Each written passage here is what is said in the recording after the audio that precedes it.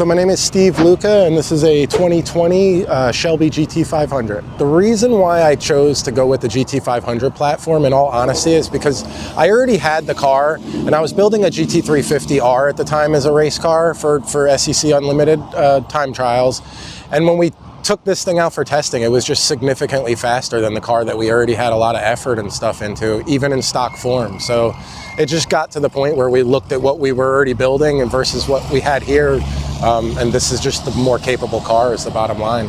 And we've actually broken the record set by the McLaren Senna that Andy Pilgrim did a couple years back. That was a factory production car, and this is production base, but it's still kind of like two separate records that he had, I would say. So the car has a Helion twin turbo setup on it.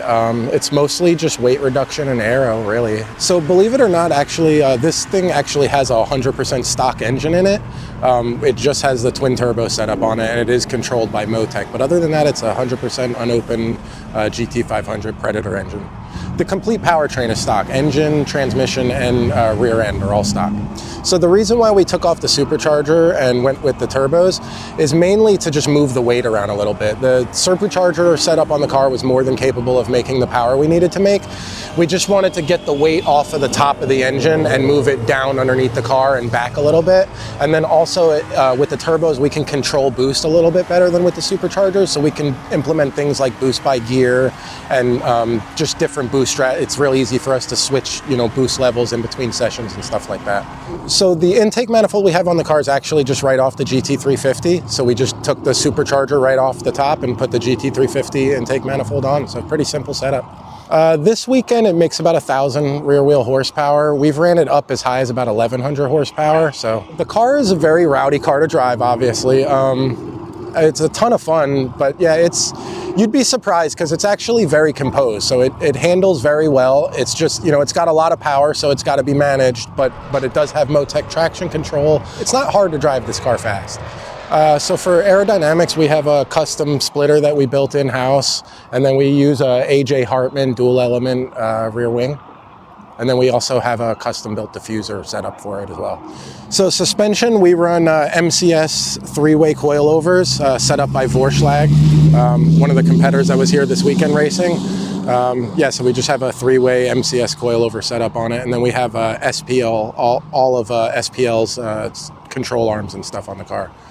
This weekend we're running the Michelin GTM, the S9 compound. Typically we'll run like either the Michelin, the S8 compound, which is a little bit softer, or we'll do the Pirelli dry hards. We did a little bit of customizing on the fenders just to kind of like help fit the wider tires up front, but thankfully the car is pretty wide from the factory, so it actually takes a pretty big tire. I grew up with Mustangs, so I've always been around Mustangs. I'm a fan of all cars. I love all sports cars in general, but Mustangs is kind of like my thing. It's just, something I grew up with. So this year we're planning on at least cutting off the front end forward of the strut towers. So the goal this year is to get as much weight off the front end of the car as we can. Last year we we tubed the rear of the car, so we ended up losing a lot of the weight that we lost off the rear, which kind of hurt the balance. So we want to try to start getting some of that balance back into it for next season. We're hoping that we can lay down a 159 and be the first ones to ever first production-based vehicle to ever break the 2-minute barrier. Based on the lap we did this weekend, it was a little bit sloppy, so I know that it's kind of on me at this point. The car definitely has it in it. I just need to go find it. So you could follow along on the build on Serpenstangs Racing on Instagram. We have a Facebook page. You could just look me up on Facebook, Steve Luca. But I try to post at least anytime we make any big changes to the car or anything like that, so you can follow along there. Want to see more content like this? Make sure to hit that subscribe button and like this video. And for more information, visit us online at grassrootsmotorsports.com.